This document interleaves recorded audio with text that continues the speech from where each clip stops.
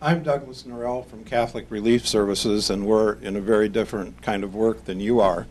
But I would say that I'm very impressed with your philosophy of interrogation. And where there is a point of synergy is that we're involved in conflict resolution around the globe, and part of that is fighting prejudice, which was a key part of your presentation. Two questions. One, would it be more helpful in describing kind of people that we're talking about in terms other than Islam? Instead of saying Islamist extremist, why not just say radical extremist? Or why not say pseudo-Islam extremist? Because if, as you say, the principles that these people follow are totally inconsistent with the Quran, how do we then recognize them as being Muslims? I think it's beyond the pale of what a true Muslim would be. And the wider question is, it takes you a little bit beyond your own realm, but how can religion in any way be an asset in conflict resolution instead of a divider? Most of the time we spend talking about how Judaism, Islam, and Christianity are different instead of talking about the common ground that they have as all people of the book, as children of Abraham. On your first question, I think, yes, we should differentiate. You know, we're smart enough to differentiate between the difference in different terms of violent extremism. You know, we have white supremacists and extremists in the United States who conduct terrorist attacks. As Tom Parker from Amnesty points out, the only person ever come close to actually building a dirty bomb was white. And may have even set it off had it not been for the fact that his wife shot him. Now, I'm not suggesting we should recruit a bunch of wives and arm them, but I do think that language is important, extremely important. From somebody who's been in the field and supervised interrogators, I can tell you that the words that are used at the top are interpreted literally at the bottom. And impressions can make a very significant change in people's behavior in the field. The last commander I worked for in Iraq, who took over the raid team right before I left, walked in, gathered everybody in the room the first day, and said, I came here with two things and I'm leaving with both, my father's last name and my integrity. No one ever questioned the fact that we would treat everybody humanely. It was never an issue. I do think that language is important. I'm not opposed to your idea that maybe we should just call terrorists what they are, which is violent extremists who happen to be misusing the title of Islam. But at the same time, I do understand the reality, which is that the people that attacked us on 9/11 were Muslim.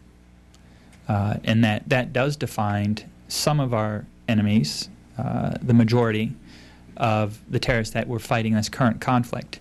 And I think to ignore that fact would do ourselves a disservice, because we do need to identify who are the people and why do they join these violent groups. As far as religion being an asset, one of the stories I tell in my book is about how one of the detainees, who was actually a religious imam that recruited from a mosque, so a very religious man, and the way I built a bond with him that encouraged him to cooperate was by trading stories from the Bible and the Quran. He told me the story in the Quran is his view of how the Immaculate Conception, which was different from the story that I had learned growing up, and we traded the differences in the stories and found it to be a point of common interest in bonding. So I do think we can leverage that, but I'd be a little careful of that, and here's why.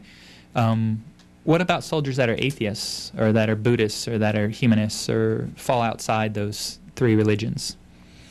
I think we should be able to bond on our common humanity as well as our religion. And maybe that should be the floor that we use to come together, and not just religion.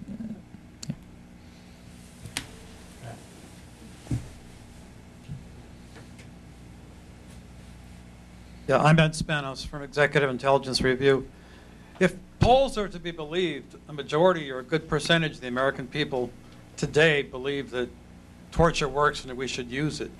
And I've seen polls saying that something like 60% of people questioned thought that Abdulmutalab and the Detroit, Christmas Day bomber, so-called, should have been waterboarded.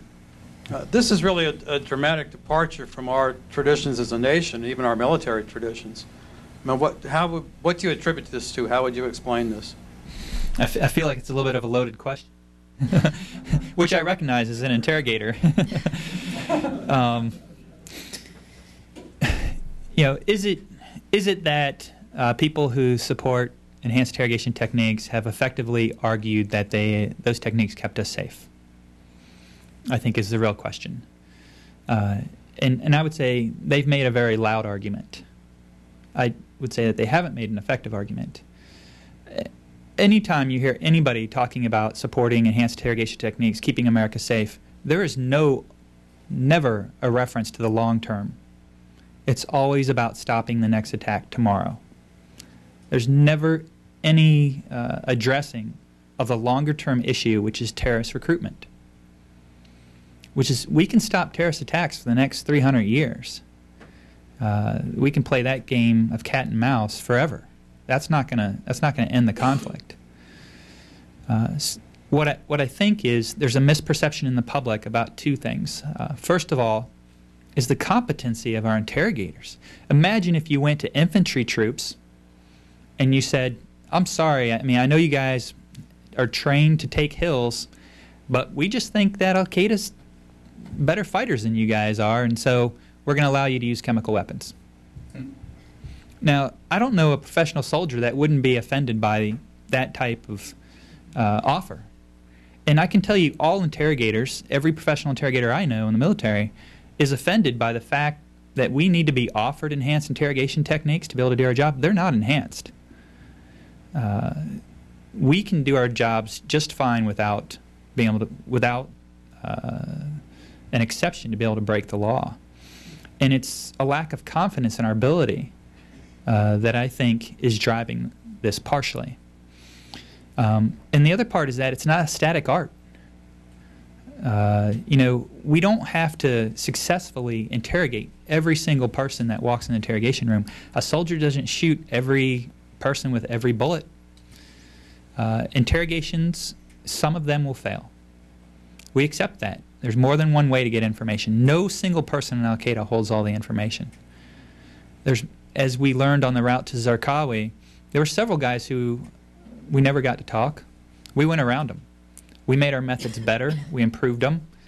And we applied good old American ingenuity within the law to come up with better methods and achieve our objectives.